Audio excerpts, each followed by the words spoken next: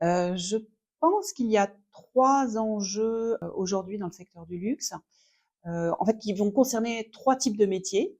Il y a les métiers, au niveau des boutiques, où là, on sait qu'il y a un turnover énorme et donc du coup, ils vont avoir, les maisons, en fait, ont un enjeu de recruter, mais surtout de fidéliser, hein, pour moi, le sujet est plus dans la fidélisation. Il y a un enjeu au niveau des métiers, de la «production» entre guillemets, c'est-à-dire, tout ce qui est autour de la maroquinerie, tout ce qui est autour, de la joaillerie par exemple, où là où ils sont aussi vraiment en tension et où les maisons ont quand même réagi ces derniers temps de façon assez importante en créant, des salons dédiés, aux jeunes pour leur faire connaître, les métiers, leur faire rencontrer des experts, leur donner envie. C'est le cas par exemple de LVMH là en ce moment, c'est le cas de Van Cleef & Arpels, qui a, un salon dédié aux arts joyers, je crois à Lyon. Donc là, je pense qu'il y a une bonne réaction sur ces sujets-là pour, créer de l'attractivité, hein, sur ces métiers qui sont en tension. Et puis après, le troisième enjeu, qui est un enjeu que je connais plus, puisque moi je suis spécialisée en digital et data, innovation, c'est de recruter des talents dans les métiers de la data science, de l'innovation, du digital, pour des maisons qui sont qui sont habituées pardon à attirer et qui ne comprennent pas toujours pourquoi ils n'arrivent pas à attirer des talents. Donc ça, c'est vraiment un enjeu qui est très important aujourd'hui.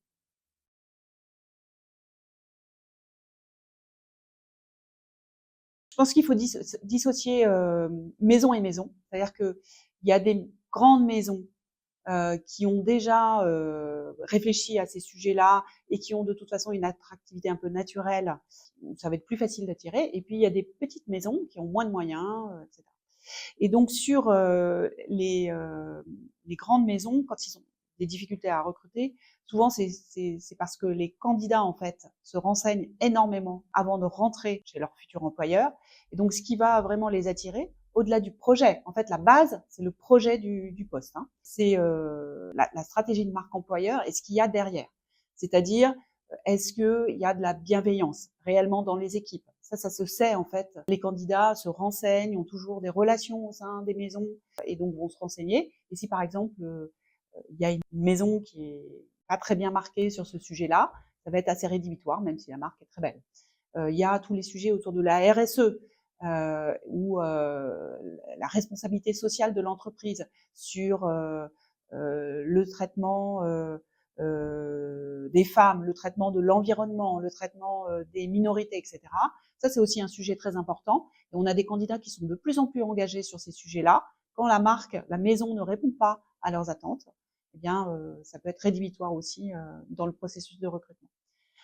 Au-delà de tout ça, donc je l'ai cité en premier, mais le projet du job est très important. C'est-à-dire, c'est pas forcément parce que vous êtes une belle maison que vous allez attirer un talent en data science, par exemple. Il faut que le sujet soit un vrai sujet qui soit intéressant pour le data scientist. Sinon, il ne viendra pas parce que ce sont des métiers en tension.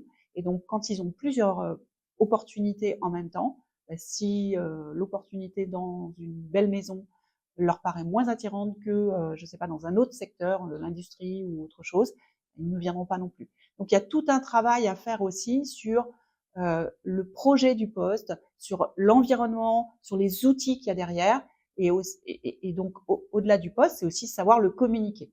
Ça c'est vraiment très important. Il y a des maisons qui ont fait énormément de travail et qui peuvent être, je pense, des modèles là-dessus. Hein. Nous, on travaille par exemple pour Louis Vuitton.